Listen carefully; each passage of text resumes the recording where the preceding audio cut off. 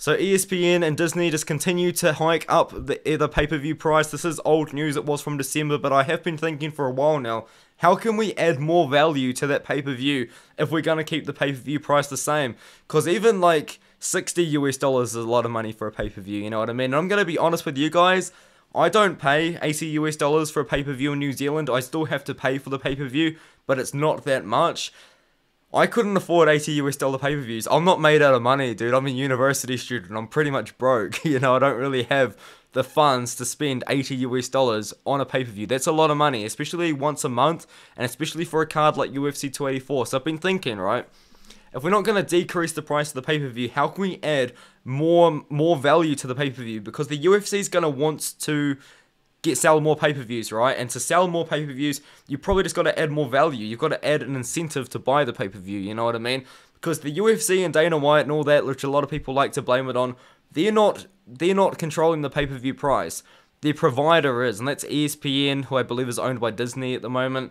It's not Dana White going, oh, let's just sell the pay-per-view price more. It's not that. It's ESPN probably seeing that the UFC has not been selling many pay-per-views. They're not matching the quota that they originally had, which is the 500,000 pay-per-view deal, which everyone should know about by now. ESPN pays UFC 500,000 pay-per-views worth every pay-per-view they put on, expecting them to sell more so ESPN can make a profit.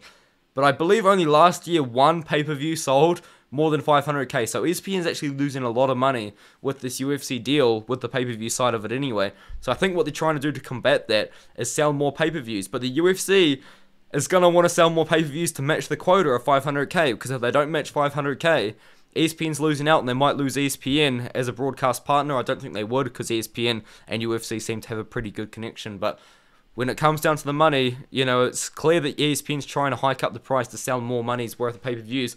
And I've come up with a couple of options. They're pretty basic. They're not that smart.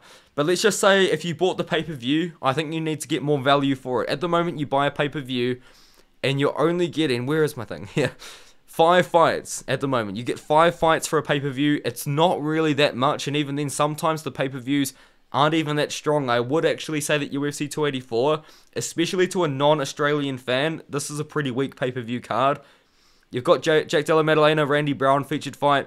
The co-main's amazing. The main event is amazing as well. But Justin Tafa versus Parker Porter, that's not really a main card fight. That's not a pay-per-view draw. Jimmy Crute versus Lonzo Menifield. I know Jimmy Crute's got a bit of hype behind him. I know Lonzo Menifield's a finisher.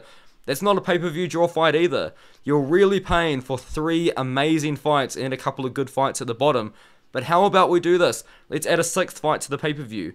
Not take a fight off the prelims, let's just add another fight to the card. 6 fight pay-per-view, I think that's a pretty good idea, but I've also got a couple more ideas in my brain. So obviously you've got the UFC Fight Pass early prelims. These are exclusive to UFC Fight Pass users. Unfortunately, there's a couple of cancelled fights here, but if you've got UFC Fight Pass, you get early prelims. Let's do a pay-per-view prelims as well. So let's do the early prelims. Let's also do a pay-per-view prelims, whereas the pay-per-view buyers, they get more prelims. You know what I mean? Like, they're not expensive fights for the UFC to put on. Put on a couple of fighters that are just new to the UFC, not earning, like, too much money, you know what I mean? Let's put them on the pay-per-view prelims, and then we have the early prelims, we have the prelims, and then we have the main card. That's another option.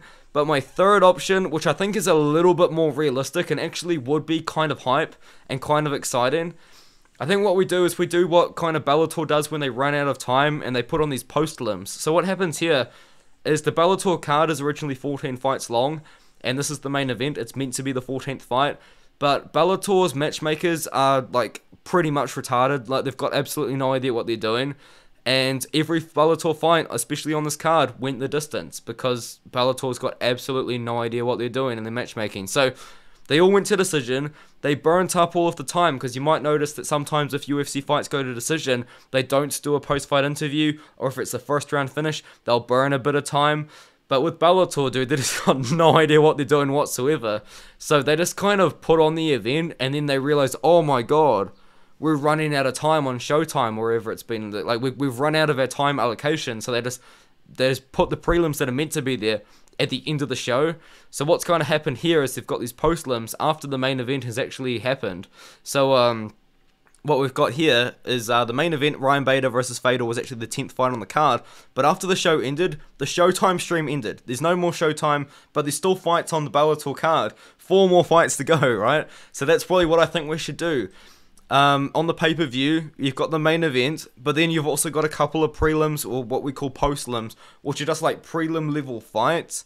But they're just at the end of the show, and they're only for the pay-per-view buyers. I feel like that could be an idea. It would be a little bit silly, though, looking at the Tapology page and then seeing a couple of post-lims afterwards.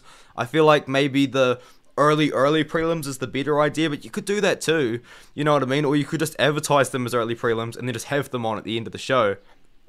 I think that makes sense as well. So, the answer to this, to the question is, if we're going to increase the value of the pay-per-view fights, you've obviously got to increase the fights in general, like the good fights, put on better fights. But that is easier said than done. Like, it depends if fighters are injured, it depends on rosters, it depends on this and that, it depends if fighters actually want to accept the fight, because fighters have to accept the fight.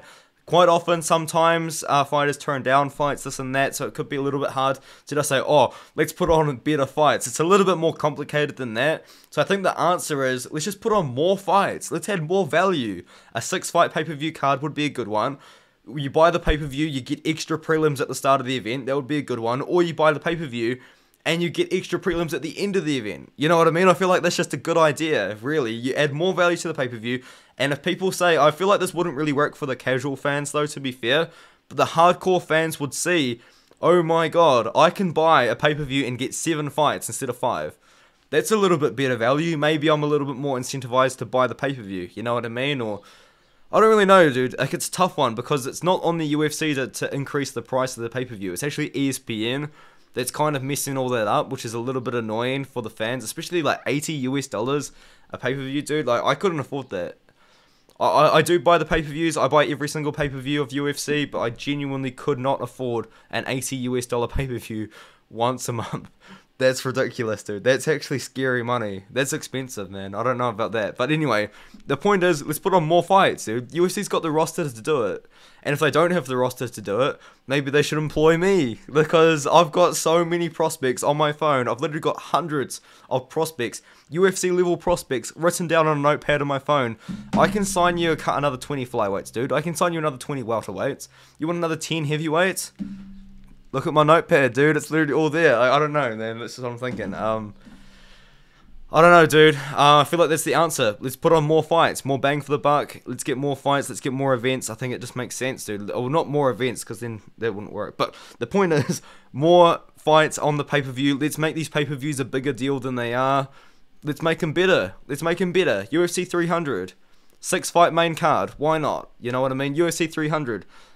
16-fight card. We had a 15-fight card for UFC 283. Why not do a 16-fight card for UFC 300? You know what I mean? Like, we've got big events coming up, dude. UFC 300 might not happen this year, but it's definitely going to happen in the next 2 years. So, yeah, I'm looking forward to it, dude. Let me know what you think in the comments, and I think this was a pretty good video. They're just ideas that I had. Maybe it's dumb, but if it's dumb, let me know as well. I won't delete your comments like some other MMA pages do. I've seen MMA pages deleting comments recently, so yeah, keep an eye out for that one, guys.